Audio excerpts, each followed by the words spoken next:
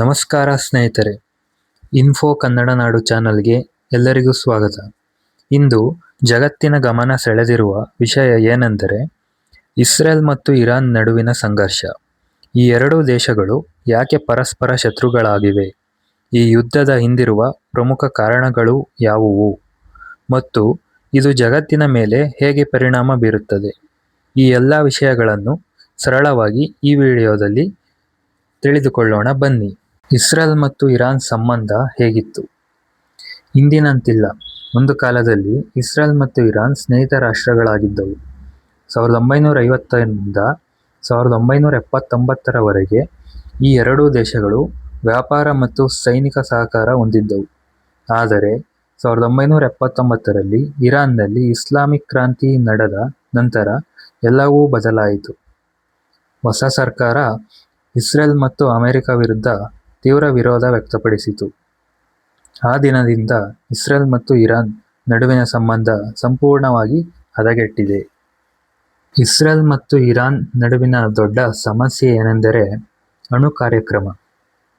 Iran ಹಲವು ವರ್ಷಗಳಿಂದ ಅಣುಶಕ್ತಿ ಅಭಿವೃದ್ಧಿಪಡಿಸುತ್ತಿದೆ. Iran ಹೇಳುವುದೇನೆಂದರೆ ಇದು ವಿದ್ಯುತ್ ಶಕ್ತಿಗಾಗಿ ಮಾತ್ರ. ಆದರೆ ಇಸ್ರೇಲ್ ಹೇಳುವುದೇನೆಂದರೆ ಇರಾನ್ ಅಣುಬಾಂಬ್ ತಯಾರಿಸಲು ಪ್ರಯತ್ನಿಸುತ್ತಿದೆ.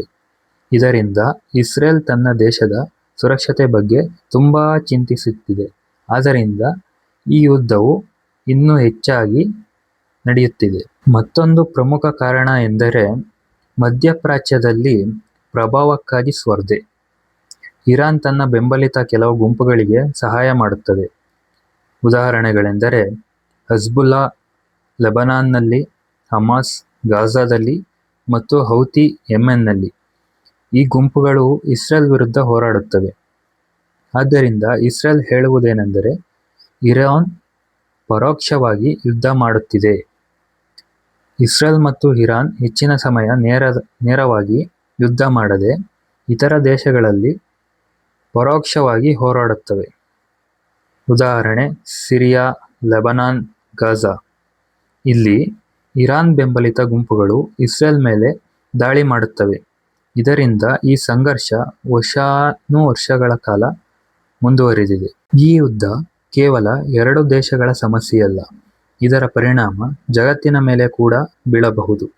ಮುಖ್ಯ ಪರಿಣಾಮಗಳೇನೆಂದರೆ ತೈಲ ಬೆಲೆ ಹೆಚ್ಚಾಗಬಹುದು, ಜಾಗತಿಕ ಆರ್ಥಿಕತೆ ಮೇಲೆ ಪರಿಣಾಮ, ಮಧ್ಯಪ್ರಾಚ್ಯದಲ್ಲಿ ಮತ್ತಷ್ಟು ಯುದ್ಧಗಳು ಶುರುವಾಗಬಹುದು. ಕೆಲವರು ಈ ದೊಡ್ಡ ಜಾಗತಿಕ ಸಂಘರ್ಷಕ್ಕೆ ಈ ಯುದ್ಧವು ಕಾರಣವಾಗಬಹುದು ಎಂದು ಭಯಪಡುತ್ತಿದ್ದಾರೆ. ಒಟ್ಟಾರೆ ನೋಡಿದರೆ ಇಸ್ರೇಲ್ ಮತ್ತು ಇರಾನ್ ನಡುವಿನ ಸಂಘರ್ಷ ಇತಿಹಾಸ, ರಾಜಕೀಯ ಮತ್ತು ಅಣುಶಕ್ತಿಯೊಂದಿಗೆ ಸಂಬಂಧ ಹೊಂದಿದೆ.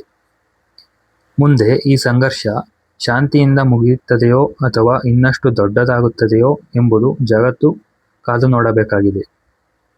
ಇದಿಷ್ಟು ಈ ವಿಷಯದ ಬಗ್ಗೆ ಇರುವ ವಿಚಾರಗಳು. ಮತ್ತಷ್ಟು ಇದೇ ರೀತಿ ವಿಷಯಗಳನ್ನು ನಿಮಗೆ ತಿಳಿಸುತ್ತಿರುತ್ತೇನೆ. ಆದ್ದರಿಂದ ನನ್ನ ಚಾನಲನ್ನು ಇನ್ಫೋ ಕನ್ನಡ ನಾಡು ಚಾನಲನ್ನು ಎಲ್ಲರೂ ಸಬ್ಸ್ಕ್ರೈಬ್ ಮಾಡಿ, ಲೈಕ್ ಮಾಡಿ ಹಾಗೂ ಶೇರ್ ಮಾಡಿ. ಧನ್ಯವಾದಗಳು.